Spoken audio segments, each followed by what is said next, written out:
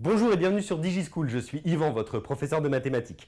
Ensemble, aujourd'hui, nous allons poursuivre les rappels sur les aires des figures usuelles en abordant cette fois-ci les quadrilatères.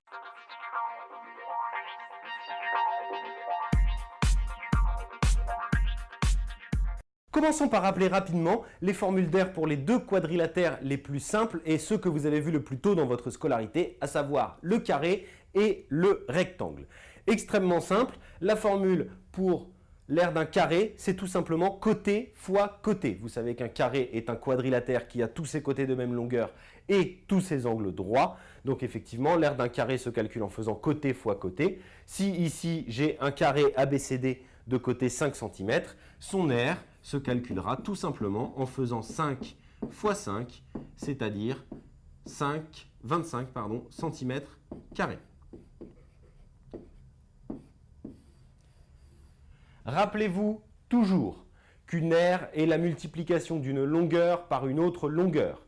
Donc, effectivement, on obtiendra des centimètres carrés. Et souvenez-vous toujours de ça quand vous doutez d'une formule élémentaire comme par exemple l'aire du carré ou l'aire du rectangle.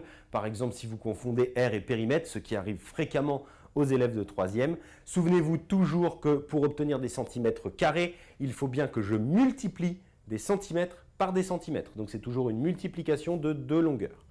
Pour le rectangle, l'aire d'un rectangle, ce sera tout simplement longueur fois largeur, encore une fois une multiplication de deux longueurs.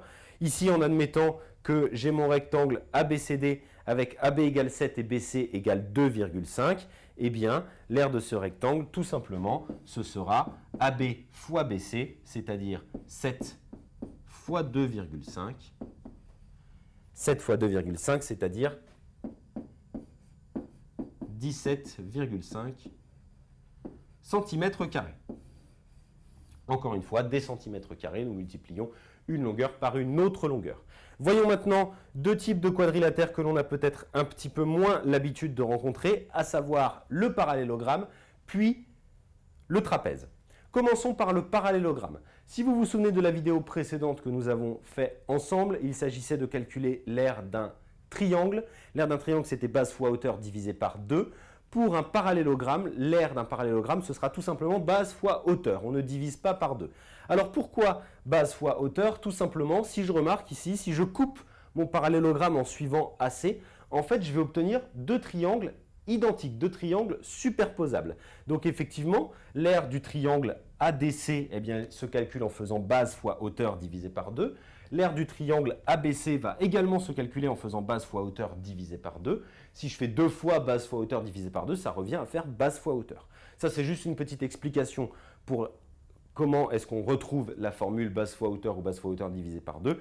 Mais pour pouvoir l'appliquer, vous n'avez absolument pas besoin de comprendre tout ça. D'accord? Tout simplement, l'aire d'un parallélogramme, c'est la base multipliée par la hauteur. Je vous rappelle que la base, ça peut être n'importe quel côté de votre quadrilatère. La hauteur associée, par contre, dans un parallélogramme, c'est tout simplement, je choisis un des deux autres sommets et je trace le segment perpendiculaire à la base passant par ce sommet. D'accord? C'est un petit peu la même chose que pour un triangle finalement. Donc ici, je vous donne comme longueur AB égale 5 et AH égale 3 cm. Autrement dit, j'ai choisi, alors je n'ai pas choisi AB comme base, j'ai choisi DC, mais comme nous sommes dans un parallélogramme, vous savez que les côtés opposés sont de même mesure, donc AB égale DC, autrement dit DC égale 5, et AH, qui est ma hauteur, est égal à 3. Donc ici, l'aire est tout simplement égale à 5 fois 3, c'est-à-dire 15 cm carrés. Encore une fois, observons que nous avons multiplié une longueur par une autre, c'est très important. L'aire d'un trapèze, un petit peu plus complexe, vous la rencontrerez beaucoup moins souvent, mais c'est toujours utile de la revoir. L'aire d'un trapèze, c'est grande base plus petite base, le tout multiplié par hauteur divisé par 2.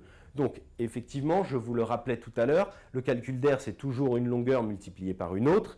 Ici, on a bien une longueur multipliée par une somme de longueurs, mais une somme de longueurs, ça reste une longueur. Donc on retrouve bien l'homogénéité de la formule, dont vous entendrez parler en physique, l'homogénéité de cette formule. Donc, effectivement, l'aire d'un trapèze, imaginons que nous ayons le trapèze ABCD qui est ici. Je vous donne plusieurs choses. Je vous donne AB égale 3, DC égale 5 et AH égale 4,5 cm. Ce que l'on appelle la grande base, eh bien, ça va tout simplement être DC. La petite base, c'est le côté qui lui est opposé, c'est-à-dire AB. Et la hauteur, eh bien, c'est tout simplement le segment qui va être perpendiculaire aux deux bases. Donc ici, c'est le segment AH. Donc pour calculer l'aire de mon trapèze, je vais tout simplement faire petite base, enfin grande base plus petite base, c'est-à-dire, je vais le faire d'abord avec les lettres ici parce que c'est un petit peu plus complexe, DC plus AB, multiplié par la hauteur, c'est-à-dire AH, et le tout divisé par 2. Ce qui va me faire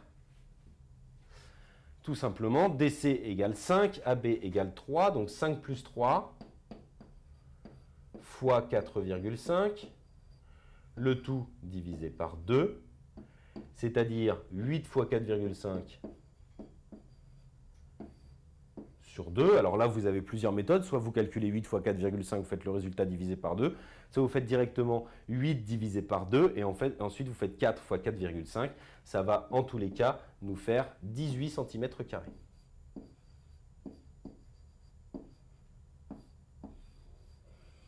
Encore une fois, des centimètres carrés car nous avons multiplié une longueur par une autre.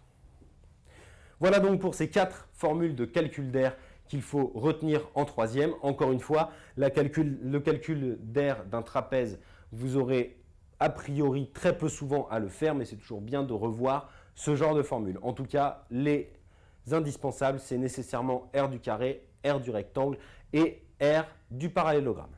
Cette vidéo est maintenant terminée. Je vous invite à bien revoir toutes ces formules de calcul d'aire pour les figures usuelles et notamment à les appliquer dans des petits exercices chez vous. Et moi, je vous dis à bientôt sur DigiSchool.